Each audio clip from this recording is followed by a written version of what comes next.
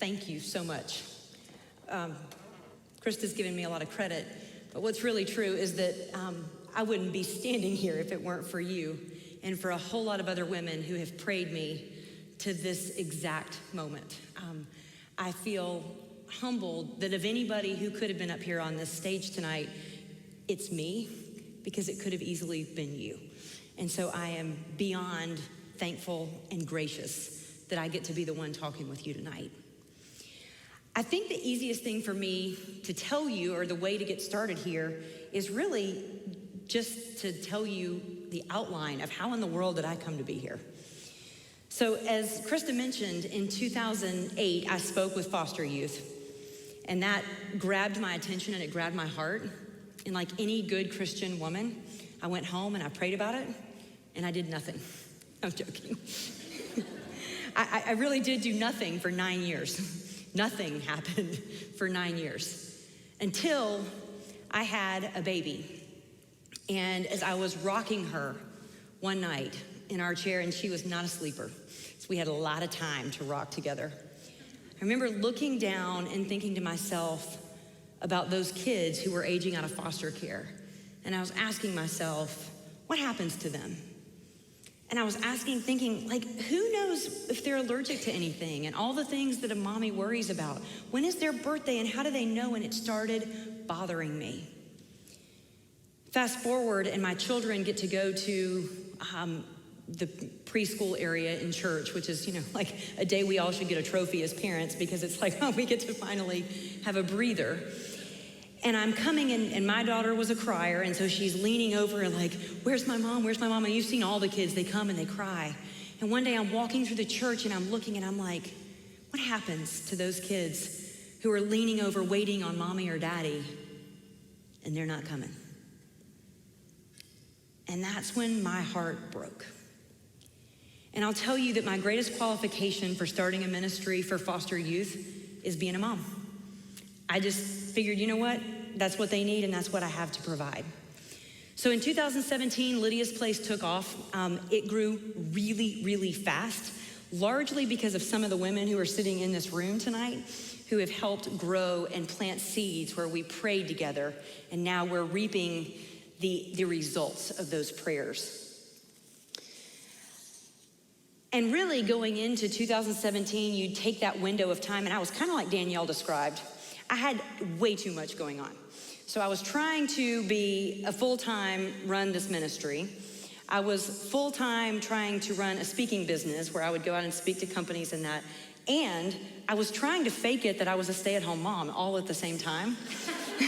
and the reason that I bring that up is I think there are a lot of you out there right now who are wearing multiple hats. And this is how you know when someone is really busy. They fake it. So instead of saying what all you have going on, you lie and act like you don't have that much going on. And I have been in your shoes. And again, I'm humbled that you came here tonight, because I know one thing: women are busy people.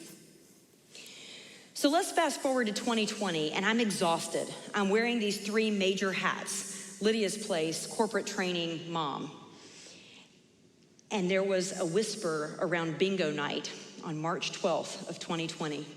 The schools were gonna shut down for 2 weeks. That's funny now, isn't it? It's funny. But there was a silent part of me going, this could be fun. 2 weeks at home with my kids. We don't have to go anywhere. We can hunker down. This might go all right. I changed my mind, okay? But 2 weeks sounded good. So by May, the 2 weeks is over. We're now into 2 months at this point, and I'm going crazy. I am someone who likes a project. I want to be busy. I want to be involved, and I'm losing my mind. And also, at the same time, I lost my work. So corporate training ended abruptly the day that the world shut down, because no one was going to large company events and that. So my work really was effectively over. And I started thinking about a pivot. What is it that I need to do next? And my husband works for Walmart, so his world never shut down during this season. He was going and going like crazy. When he would come home, I had Post-it notes, large white Post-it notes hanging on the walls. And it was ideas of videos that I was gonna film, because I was thinking these are training opportunities for me going forward. I never filmed the videos. You notice a pattern here, right? And I kept saying, I'm gonna film videos because I could never write a book. And I felt like God kept whispering to me, I'm getting a message. I felt like God kept whispering to me, you can write a book. Who said you can't? And so in May, I hired a book editor.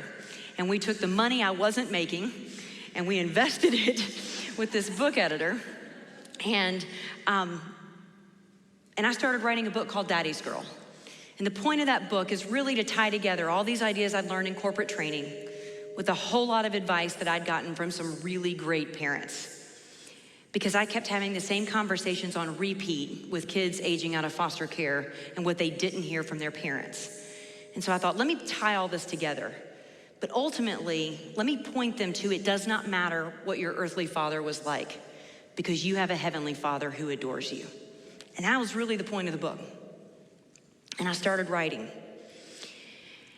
And in August, I invited 30 friends to come together and beta the content for the class. And a whole lot of them are here. And they have prayed me through. And we met over 8 weeks. And we talked about ideas for this book. And about the end of August, the end of the class, I had the worst case of writer's block you can even imagine. As in, like, I would sit down to write and nothing would happen. And again, I felt like I was kind of dropping the ball. And I felt like God was whispering to me, wait, it's not your turn yet. Wait. So there's some irony here. That was May of 2020 that I started all of this. And in my wildest imagination, I couldn't have thought that in May of 2021, I would lose my daddy. So I want you to get to see him. This is my daddy on April 17th of this year, just 20 days before he met Jesus. And I had this moment when we were singing just a few minutes ago about there is room in my Father's house, because I just kept picturing my daddy there. So I want to thank you for letting me be here tonight, because I want you to know I am meeting you in the raw. I'm sharing with you in the center of my sorrow about a book I started a long time ago. And I'm excited about the content, but I also realize that this is real for me and that I'm in the middle of it. And I've also become aware, by the way, we were putting together a garden on that day that's in my yard, and it's been the coolest blessing that right in the middle of all of this, the garden has kept blooming. So I go out and I pick things out of the garden, and I remember when my dad was there and he and I brought a truckload of manure in to get it ready. Fertile ground, fertile ground. So I've become so aware of one particular scripture during this season, that I will not cause pain without allowing something new to be born. And so when Danielle called me, I knew this is it. I have prayed for the opportunity to shift my career. I have prayed for the chance to share my faith. And I am beyond humbled that God hears our prayers. So tonight, I'm excited to tell you some about what happened, but I want to tie it together with this season of grieving that I'm in, and now being here in this book, and how does this all tie together? And I think the best way to do that is to read to you a text message that I received from one of my very good friends, one of the 30 who came to help beta the content, and also someone who's in my small group for church. And this is the text message that she sent. She said, April, I had good intentions to bring you dinner and a basket of goodies, but I got in my own way with a lack of confidence in doing and saying the right thing. So I decided on a card and a gift card for dinner, and I just sat still in that lack of confidence. I have a big caring heart, believe it or not. I just get paralyzed in fear if I can't be 100% confident in what I'm doing, I guess. Having said that, I'm so sorry for my lack, and I just wanted you to know how very loved and how very sorry I am for your broken heart. And I want you to know that of every text message, every card I received, that's my favorite one, because it was so brutally honest. And if we get real with ourselves, we're all fighting that lack of confidence of, did I do it enough and did I get it right? And so that's where I'm gonna meet you tonight. I also want you to know that of all the chapters that I'm writing in the book, I kicked off and said, Danielle, got the content. I'm gonna give you the two easiest ones that I have. And again, God said, nope. I want you to talk about what is breaking your heart. And that's what I'm gonna meet you with right now. So we have 30 women gathered together. By the way, it was in 2 different groups, so I had like 20 in one group and 10 in the other. I'd meet with one in the morning, I'd write all afternoon, and then I'd meet with the other in the evening. And I would test run the content 2 different ways to see how it would land. And on this particular night, our morning and then night, I asked the question the same way, a little bit slightly different activity. I asked the women, and as I asked them, I wanna ask you to do this right now. When you get really quiet and your inner voice starts talking to you, what does it say? If you were to describe yourself, what are the words that come to mind? I'm gonna show you the words that came to the mind of the ladies I met with, my very good friends, and it broke my heart. They started with words like high strung. And then we got down to things like I don't fit in. I saw things like I'm boring, I'm angry, I'm bitter. And I'm looking around the room and I'm seeing my friends, my beautiful friends, my strong friends, and yet they're describing themselves and depicting themselves in this way. And it ripped my heart out. But then there were whole categories of things that they would say. And so I just started dividing them out. I'm gonna show them to you right now. So the first one that I saw was body image. This is shocking to you, I'm sure. So here we had this whole category of fat, skinny, tall, fat. And I'm thinking like, what works, what gives? At what point is it just okay to be in your skin? But we all have this hardship with describing how do I look? And so that was the first category that I looked at. I loved that one of them was prissy. I thought that one was kind of funny. My other favorite one was no fashion, because that's the one I can identify with the most. So like, my friend is here who dresses me for every occasion. And, but I'll claim it, right? I'll claim that that's true. The next one broke my heart even more, because it's a category that not everyone in here can identify with, but all women have talked about it. Every single one of us. And it's a category that I called mom guilt. And I wanna identify first that one of the things that I heard on that board was, not a mom. And if that is you in this room, I hear you. I was there. I get it. And you're gonna hear a lot more about that tonight. But then I saw bad mom, mean mom. There were all these categories of mom. And I'm thinking, these are my rock star friends who are not, like, what are we describing here? Now, when we go to mom guilt, I just wanna stop and halt, because I get a special category here. Because a lot of times people who are working mom, you know the great debate, am I a working mom or am I a stay-at-home mom? Like, where do I fit? Can you only imagine the insanity that my family saw in me when I had planned for years to have a job that I could be gone a day or 2 at a time and the rest of the time be home? Like I planned that for when I had children. That when my daughter was 6 months old, I said, hey, guess what? I'm gonna start a ministry and I'm gonna go to work and I'm not gonna make any money and I'm gonna be away from my kids. That is mom guilt on steroids. That is being away from my people and not understanding really the why. Here's the next category that I saw, too much. And that's an interesting one, isn't it? How many of us have ever felt like I'm too much of something? I feel like it's either, and I love some of the categories here, too uptight. I love too churchy. What is that? Right? Too independent. I thought that was a good thing. And yet I'm seeing it, and I'm seeing where people are working through these descriptions of themselves.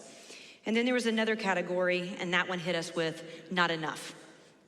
And it reminds me a lot, I used to coordinate volunteers, and they would say, I'm just a volunteer. And I want you to look around this room and think how many times you've heard another woman say, I'm just. I'm just. And then they fill in the blank with whatever it is. Now, this is the way that many of the women describe themselves. In full transparency, they were not all negative words, but they were 90% negative. And so then I asked them, now on Post-it notes, I want you to describe your 5 best friends. And I got their descriptions. And now I felt like I was looking at the right group of people. And this is how they described their friends. that interesting? That we see other people so positively, and yet we're talking to ourselves so negatively.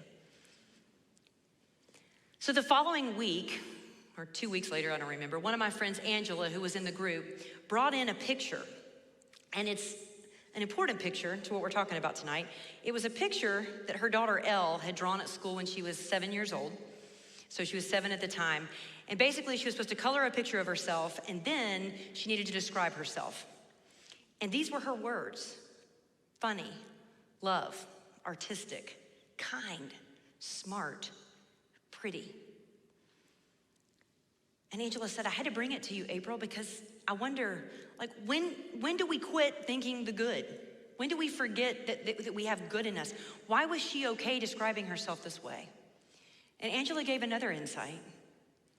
She said, when I look at this, she said, I realized it's all the words that Kyle and I, her husband, that's how we describe her. And she's basically just regurgitating back what we have said. Well, that really got me thinking, because I thought, well, don't we know how our God has described us? And how come we can't believe that? And at what age is it that we lose sight of that belief system? So I want to pause here before I move on, because I think there's another really important point to make here. And that is that Elle was 7 when she wrote these words. And we know that around the age of 8, children shift their thinking, and they start to decipher between flattery and what is real, or what they perceive as real. And I think it's critical that we address this, because if we are talking to our daughters and we are telling them they are pretty, and we are describing ourselves as fat, they will eventually follow our lead. And so it is really important that we look at our self-image tonight. And if I had any one goal for you tonight, it would be that we would shift our thinking from all those negative words to just remembering who we are. That I'm a child of the great I am. And I was thinking that when we were singing, I am who he says I am. That's what I wish you would leave here with tonight. Because we could end right there, right? But that's not easy. If it was, we could read our Bible and we'd never need to meet together. It's so hard that I knew the topic I was going to talk about 2 months ago. And I still didn't get it. So 2 months ago, my mom and I went on a safari ride with my daughters. We took them to Charlotte, North Carolina. And the truth is, it was the balancing act for me. We went to the American Girl doll store. That is not my jam. My kids love it. I was into the safari. So this was kind of like, how can I make us all have some fun here? And this is the guy who I met first thing when we pulled into the 3.5-mile safari ride that goes around right outside of Charlotte, North Carolina. And when I say I saw him, let me better describe what happened. He blocked the trail. So I'm parked the car and I'm waiting on a guy to come and really shove him out of the way. But I want you to look at this picture, because when I look at it, I just see a miracle. I see an amazing creature. I look at him and I see the miracle that God made all those stripes align. And I'm amazed. So I'll show you the next picture, and I'm literally only showing you this because I think you should know that 2 weeks ago a zebra tried to move my turn signal. That's all. That's all I want you to know. I think that's kind of a miracle right in and of itself. But the next picture is one that makes me sad when I look back on it. And it's one you might can identify with. There's a zebra in my car, and I have my cell phone in hand snapping pictures. Because I didn't want to miss the moment, I wanted to make sure I captured a memory. And that's a problem. But I'm gonna tell you an even bigger problem that happened next. This is a picture that my mom snapped of me. And I saw the picture, and we have to have the picture to post, right? Because if you don't have the picture, then it didn't really happen. So that's really what this is. So mom takes the picture of me, but what happens is I look right past me and I look at that amazing miracle, the stripes perfectly aligned. And I look and I say, God made that. And I look right past me. You know what I look at? I go, my arms look fat. I don't like the way my tummy is, and I've got a double chin. And I bet you've done that too. So, I fixed that picture right up. This is not the picture I'm supposed to show you right now. There's the picture. I cropped it, got it all ready. And I posted it on Instagram, so Facebook, wherever you post, and it looked just right. But the saddest part of me posting that picture is that that was a moment for me, and I was excited about it. It was one of the highlights of my summer, really. And while I posted that picture, there was somebody else sitting at home, looking at the picture and thinking to themselves, man, I'm boring. We hadn't done anything fun this summer with our family. Man, she's got it right as a mom, and I'm missing it. And ladies, that's a problem. And I do it, and you do it, and we all do it. So tonight, I want to take you to something that's not ever been on social media for me. Because I think that's real, isn't it? I've heard that so Facebook is our billboard, not our diary. And I think there's a lot of truth in that. And I want to go ahead and preface this. I am not here tonight to tell you to get off social media. I'm not here to tell you to put your phone down and don't take pictures of your kids. I'm probably not going to do that. I have 20,000 pictures of my kids on my phone right now. I'm not gonna do it. But I am asking us, would we begin to filter through what we're looking at and make sure that we're seeing ourselves the way God intended for us to see ourselves? So the next picture is one I'm gonna show you because I'm about to tell you about a time in my life that 100% broke my heart. It was awful. It was sad. It was the biggest comparison trap I've ever experienced. But we came here to have like a fun girls' night, right? So I'm going to save you some suspense, and I'm gonna tell you that the story ends well. So you don't have to, your heart does not have to break with me as I tell this. I have a beautiful family. I love these people like crazy, I just want you to know. But we're not perfect. And it's great that we don't have to think of anybody as perfect in the Bible, right? We don't even have to get far into the Bible to realize there's no perfect families there either. And so that works out really well for me as I begin to describe all of this. So when I look at this picture, I'll tell you who's here. That's my wife, or my husband, Kip. That is Lauren, who's 17, Maria, who's 25, Lydia, who's 8, and Anne-Marie, who's 5. And you can see that I have an abundance in my life.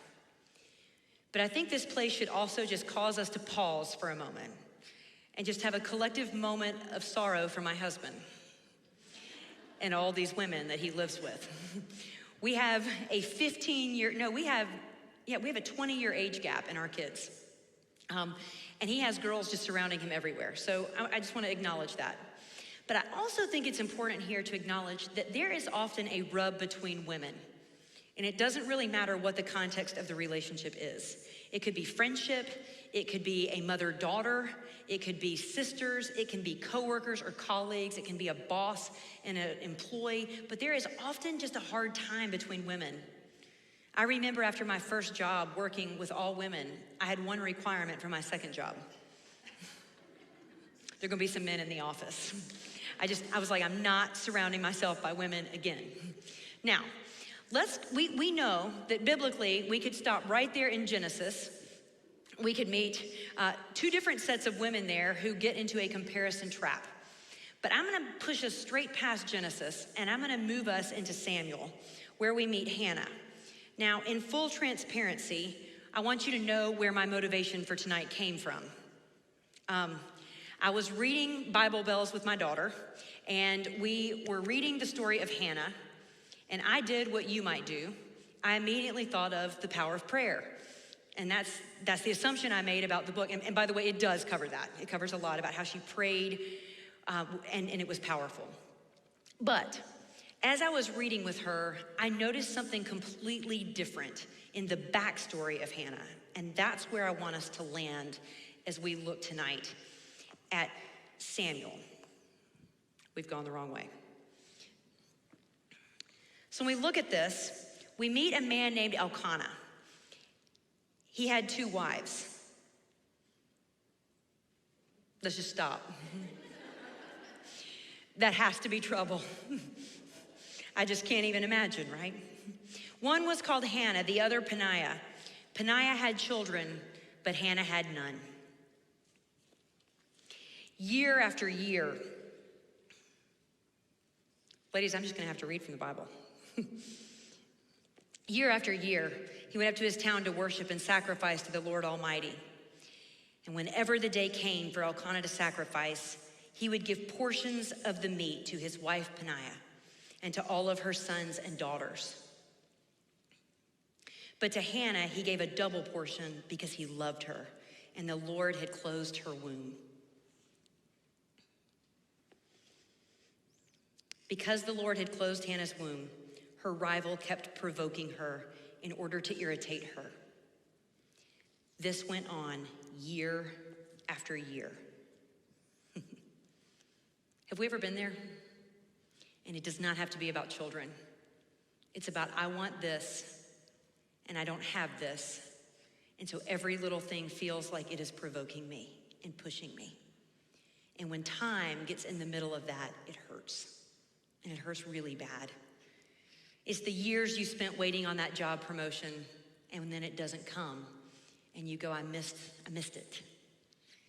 It's the time when maybe you thought to yourself, it's the house I always wanted and now it's off the market, we missed it. We could fill in the blank here with whatever it is, but it went on year after year. Her husband, Elkanah, would say, Hannah, why are you weeping? Why don't you eat? Why are you downhearted? Don't I mean more to you than 10 sons? And this is where my friend Krista sat at my kitchen table with me as we were looking at all of this, and she said, Guy, don't you get it? He said, this woman wants a baby, right? And you've been there whenever the one thing that you want, whatever it is, you don't want to hear about the other options. You just want the one thing. We've all been in that moment. And that's where I'm going to take you, to take a look at a season of my life where I got into an enormous comparison trap. And I'm going to go ahead and show you the cropped picture. How do you like that? So these are actually my engagement pictures with my husband. We had gone on vacation to St. Simon's, and we were on our way home, and his cousin took our pictures in Brunswick. And this is Lauren, my bonus daughter. She was 4 at the time, and she was so mad we left the beach that as we're taking the pictures, she sat in my lap and she screamed the entire time that we took the pictures. We're off to a rockin' start, can't you only imagine? So, as we're going through this season, I immediately got into a comparison trap. And I want you to know up front, the comparison trap had nothing to do with Kip, and it had nothing to do with Lauren. I love both of them so dearly, I can't even describe it. And I certainly didn't have a problem with Lauren, and that's where a lot of people would think I'm heading with this. I had wanted a daughter since I was little with my baby dolls, and I had a kid named Tracy that I thought was real. Right? I would not meet Lauren for 9 months, and maybe Kip wouldn't let me, I don't know, because he was afraid, is this gonna work? And I'm afraid, is this gonna work? But my fear was, I'm gonna love her, I know that. Is this gonna work with him? And so there's where the comparison started. And I would venture to say that a lot of the women in this room know the comparison all too well that I entered into in the next season. And that is that I wanted to add to our family. And I started comparing the dynamic of our family to the dynamic of all of my friends, and we didn't look the same. And we didn't act the same. And I remember one night, Kip and I had gone to a small group, and everybody was talking about the activities that their kids did. And we walked out of the small group, our first married small group, and Kip said, it was good, wasn't it? We met some great people. I'm bawling. I said, I'm never going back there. And he said, why? And I said, we'll never measure up. Our family will never be that every night has an activity because we only get Wednesdays and every other weekend. And my heart was already breaking. But there's a night Kip will never forget and I will never forget. And we lovingly refer to it as our cul-de-sac night. And here's what happened. We had gone on a date night. We'd been married about 2 years. It was a night when we did not have Lauren. We'd gone out to eat. And we drive back into our neighborhood.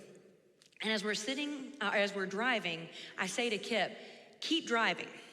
pulling that cul-de-sac down there where there weren't any houses built yet.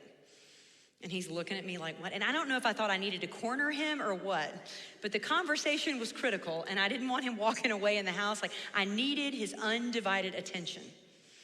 As we're sitting in the cul-de-sac, I said to him, I want a baby now. And he's like, oh gosh, right? Like, we've kind of haphazardly been going about this thing, and I'm like, I'm done with that. And also, I want to know, are we going to foster or are we going to adopt? Because this isn't working. And right there, we entered into another season of comparison. And I really thought I could remember all about that. But in preparation for tonight, I decided to go trek through some of my old prayer journals. And I was astonished at the prayers I had poured out to God. And again, social media, what we usually are measuring people by is a billboard, not a diary. But tonight I'm gonna take a risk and I'm gonna read to you some of the entries that I found in that prayer journal. And they're honest and they're real and they hurt. Dear God, I am with a child every day who I love. But I wanted to be needed like a mommy. And I am so jealous that in our house I hear daddy, but I am not a mommy. Dear God, I am praying about my longing to have a baby. Is that just my desire? Are you telling me to wait, or is this an all-out no? Should I be doing something more medically, or should I spend more time trusting and waiting on you? I know, God, I know you have the power to help, but where are you? If there's a baby you have for us, I know you've already called them by name, and I am trusting you. I pray for your perfect timing, but God, I'm gonna need some peace along the way. You can imagine a woman who's hormonal, right? My prayer journal really reflects that. So this was all trusting. A couple of days later, it looks like this. Dear God, I am bitter, I am angry, I am mad that I am unable to get pregnant. And I see moms all around me who are taking it for granted. God, today, I passed a teenager in the mall. She was pregnant, and as she walked outside, she was smoking a cigarette. And I just want to know why her and not me. Fast forward. Dear God, I'm hurting. I'm having a real hard time understanding how my friends are having their second child and I still am waiting. I don't understand why we lost the baby. And I don't understand that if I had to go through this, why one of my best friends is due on the same week I was. So I have a constant reminder of when the due date would have been. God, I have tried, I have cried, I am crushed. Fast forward. God, please forgive me for being selfish. Forgive my anger. I'm back to being so obedient here. I'm so sorry that I don't know what to do with these feelings. And then fast forward one more time. God, please take away my fear of the future. And I pray in obedience again. Now, this went on for 4 prayer journals. You don't need me to break that down any further, I feel sure. But here's what I want you to know. I prayed hard. I also got mad, and I got mad hard. And I want you to hear tonight that I don't know what season you're in, but I do know that our God can handle your emotions. I know that he will meet you where you are. So this season obviously changed for us. We had Lydia, huge blessing in our family, still blending a family, which is tricky. We added Anne-Marie, and yet still my prayer journals keep going, and I keep praying, God, our family is not complete. God, there is more for us. God, are you calling me to foster care? What is it you want me to do next? And as I would provoke my husband, as we're gonna talk about in a moment with Panaya, with all of my issues about all of this, he would remind me, April, I'm 10 years older than you. We have an age span of 10 years with our kids, and I'm done. And so I began to pray, God, okay, fine, but you didn't put us together, so what is it? And I said, okay, so change my heart or change his, but what is it you want for us next? And God has a really hilarious sense of humor, I want you to know. And so our story pivots a lot. So when Anne Marie was about a year old, I had met a girl at a speaking engagement, and her name is Maria. I met her when I was pregnant with Lydia at Disney World. She had never ridden a bicycle, and she flew on an airplane and landed at Disney World on a scholarship so that she could learn leadership. And it wasn't me who fell in love with Maria, it was my mother. And my mom just knew she was special. And my mom kept tracking with Maria through the week. And then she went home to Nigeria, and I went home to Athens, and years went by, 7 years. And Maria would message me every year on the last day that we'd been together and just say, thank you for all you did for me. And like, it's laughable, we did nothing for her really, in hindsight. We gave her $20, okay? She would say that, and it was just planting ground for us of what could become. So I didn't even tell Kip about it. I always had people from classes who would message me. It didn't seem like anything different. So can you only imagine when I go to Kip and I say, hey Kip, there is this girl I met from Africa. She's coming to a conference in Atlanta, which by the way, I happen to be speaking at also. And I said, is there any way that we could have her stay at our house for 2 weeks? And that I could show her some colleges so maybe she could come and stay with us. I didn't have the nerve to ask for anything more than that. The third night that she was at our house, Kip sat me down and he said, April, an angel has landed in our house. And I don't care what it takes, but she can stay forever. She's ours. Now, if you'll go back and you'll look at the picture of my family, she did not look like what I had in mind. We don't look alike, but more than that, I had a baby in mind and she's 25. Well, she wasn't then, but she is now. And she's been with us for quite a while. So we have one of those families where on Facebook and on Instagram, people look and they go, aw. And I know they do because they tell me that. And they look at our family and they say, can I just have a Maria in my family? I want to have a Maria. But what I know is it's just like that verse. I will not allow pain without causing something new to be born. So when we look at this, I'm losing my opportunity to do a slide here. I want us to learn something from Hannah and Peninnah. And really it's something I learned in therapy. I want to be totally honest with you here. I spent plenty of time on that couch. And what I learned is that we have a choice in our life if we want to be bitter or wiser. And I can't say that I initially went with the high road here. I actually went with bitter, and I told you all about it. But what I realized in hindsight is that we all have an opportunity to choose differently next time. And I don't know what that season is for you, but I want to tell you some of the things that as I have studied Hannah, that I have learned from her. Hannah was the primary wife of Elkanah. Hannah had the love of Elkanah. He adored her when you look at this. She was a woman of character. And when met with what she wanted that she couldn't have, she went to God first. And isn't that a great place for us to begin with our want, what I want and what they have, is to take that and to say it to the Lord. But she also was humble and she was honest. And I think that's a hard place to be humble and honest in our prayers and our petitions. That this is real, and God, this is what I need. So when I look at her, I think it's also important, she is mentioned only in 2 verses in the entire Bible. And yet here we are talking about her. It's amazing how she inspired and she moved us. But I don't think we can remove Peninnah from this story either, because I think she has a lot to teach us. And in preparation for tonight, I listened to a bunch of podcasts and I started trying to learn about these women.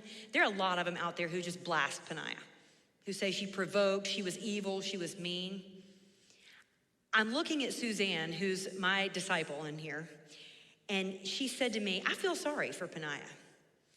And as I began to read this, I did too. And I want you to think about this. She had 12 children, 10 sons, 2 daughters. And her husband is giving double portions to the woman who has no child. I might provoke too. I might be a little irritated. And so when I look at her, she puts an important piece into this story. But I want to tell you that I know what it's like to be provoked too. And you do too. You know what it's like when you're sitting on the sidelines and you're watching somebody else who has what you want and you want it so bad. I remember being in that season of wanting a baby so bad, and I remember the absurd things that people would say to me trying to help. My friend Paige edited some of them that I'm allowed to repeat here in the church tonight. So I was going over them with her. But I'll tell you a couple of them. One of them, my favorite, that people would repeatedly say, you just need to relax. I'm not feeling relaxed about this. I just want you to know, right? You just need to relax and have fun. No, that is not how I felt. Here's another one. Someone met me, another mom, and she was complaining about her kids. This is as I'm trying to have a baby and I'm a stepmom. And she goes, well, you wouldn't understand. You're just a halftime mom. I'm like, girl, I don't love halftime. And my claws can come out. And I hate to say, I need to pray some more about that bitter part comes out. But here's the thing. We have a lot to learn here. This is rich ground for us to gather information about the woman who we want to be and how we want to see ourselves. And it takes me to a place, a picture that I keep in my mind, and it ties together this whole idea of why in the world did I call tonight Daddy's Girl? And we haven't really talked about my dad very much at all. Well, it's because the book's not really all about my dad. It's about a heavenly Father who loves us so very much. But my dad loved me so much, he helped me never doubt, not one time, that my God loved me. So in this picture, that's a season of life where Lauren was really feeling a struggle because she and I were really, really close. And I would say I love you because my family says I love you almost to the point of exhaustion. And I'm okay with it. I'm not apologizing for that. But I would say I love you, and I would watch her entire body language shift to discomfort. And I didn't know how to handle that because I loved her and I wanted her to know. And so I went to Rachel's kitchen in Watkinsville with my dad, and I sat him down and I said, Dad, what do? I love this child, and I want to tell her, but I don't want to make her uncomfortable. And my dad came up with an idea. He said, quit saying I love you and start saying I'm proud of you. And every night, Lauren was in our house, I would lay in the bed with her and I would start saying, I'm proud of you. And I would name out the reasons. I'm proud of you. You put the trash up today. I'm proud of you. You got an A on your little test. I'm proud of you. You caught the ball. I'm proud of you. And you know what she started doing? She would say, more, AP. I didn't get to be a mommy, but I am an AP and I'm proud of that. More. And every night I would say, I'm proud of you. And if I'm totally transparent, I would go and lay on the floor outside of her bed, outside of her room. She couldn't see me. And I'd be on my hands and my knees and I would pray, God, I can't say it, but you let this child know how much I love her. And then after a while, I started doing this little signal with her. I would say, I'm proud of you. And then at the end, I just would touch my eye and then my nose and then my mouth. And I'd leave the room. And still time would go by. And I want to tell you how hard it is when you want to tell someone you love them, when there's someone you want to love and you can't. It hurts. But I also want to tell you that those words, I'm proud of you, you have a heavenly Father who is pouring that out to you. He loves you. He loves you so much. Here's a picture of my abundance now.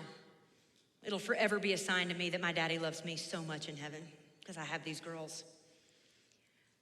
But I know this, my little girls, they run to me, the two of them, the youngest, and they're in this age of comparison now, and they go, Mommy, which one do you love more?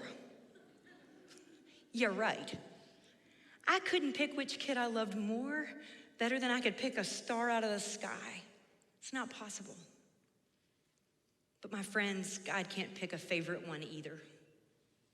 He's looking around this room, and he's no more favoring me right now than he is you.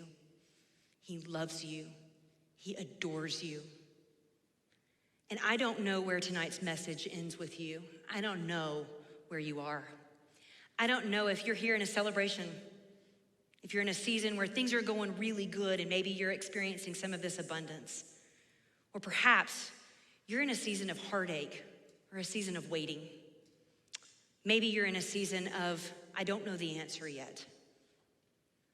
Or you might be in a season like I'm in right now, where the answer is no. See, I had one more prayer. I just wanted my daddy to get to read my book. And that ain't never gonna happen. But you know what? It doesn't mean my God doesn't love me. He loves me. He favors me. And he has created me for a very unique purpose. So each one of you, as you are walking in today, you got a card and it has a bunch of scriptures on it. My friend Heather's a lot better at this than I am. And she pulled all of these together for me. But what I really want to draw your attention to is that there is one verse that is unique to you. So it does not look like the one that's the person sitting next to you. And in a few moments, the band is going to come and they are going to play a song. And what I'll ask you to do as they are playing and as they are singing, I would ask that you begin to think, how does this verse apply to you? I want you to think about how God uniquely loves you, that he is not measuring, he is not comparing, and he is not looking at the person next to you to see how you measure up. And so right now, if the band will come, they'll play a song, and then we will invite you to take this time, quietly reflect. What does this verse mean to you specifically? If you get in the quiet, what do you know that God is telling you? I have to be believing that tonight he said, I'm created for a purpose. I put you on this stage right now. My friends, what is he saying to you? Think about it for a moment.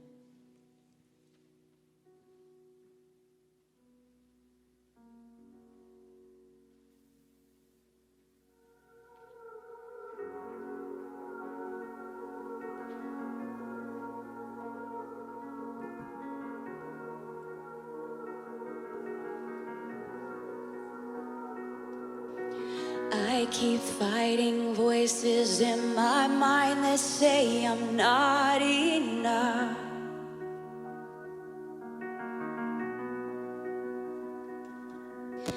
Every single lie that tells me I will never measure up.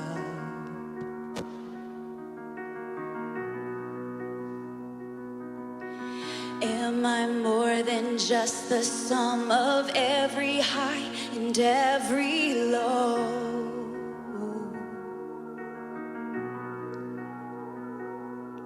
Remind me once again just who I am, because I need to know. Ooh, you say I love when I can't feel a thing, and you say I am strong when I think I am weak, and you say I am held when I am falling short, and when I don't belong, oh, you say I am yours, and I believe, oh, I believe what you say of me. I believe the only thing that matters now is everything you think of me.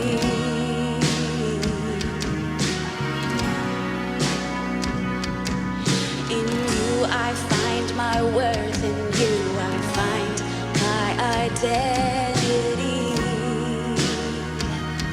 Ooh, you say I am loved when I can't feel a thing, and you say I am strong when I think I'm weak, and you say I am held when I am falling short, and when I don't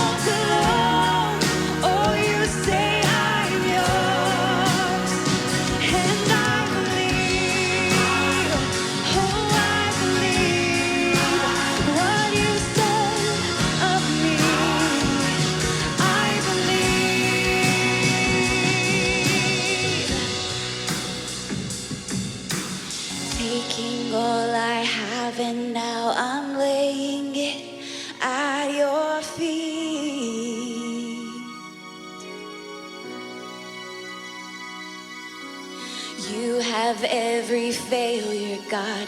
You have every victory.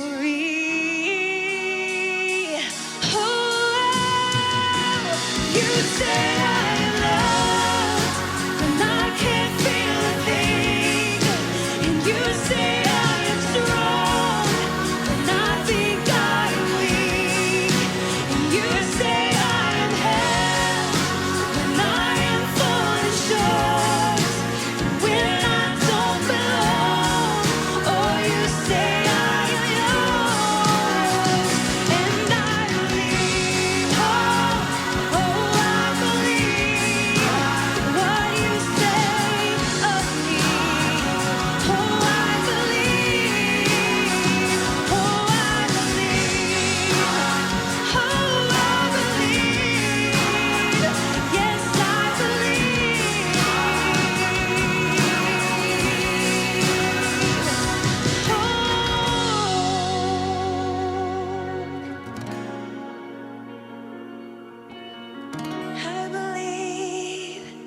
I believe what you say of me.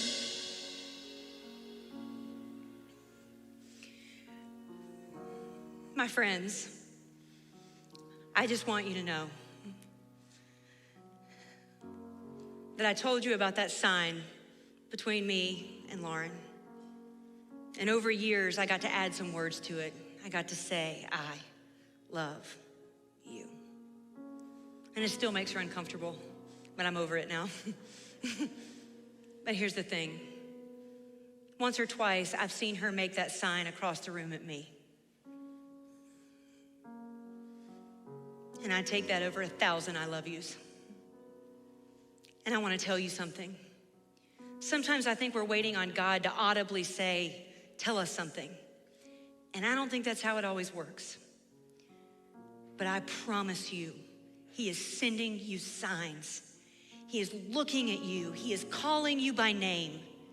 He is saying, I love you. I care about you. I did not forget you. And when you need to remember that, you look at the sky, you look at a flower, you remember, I adore you. Amen.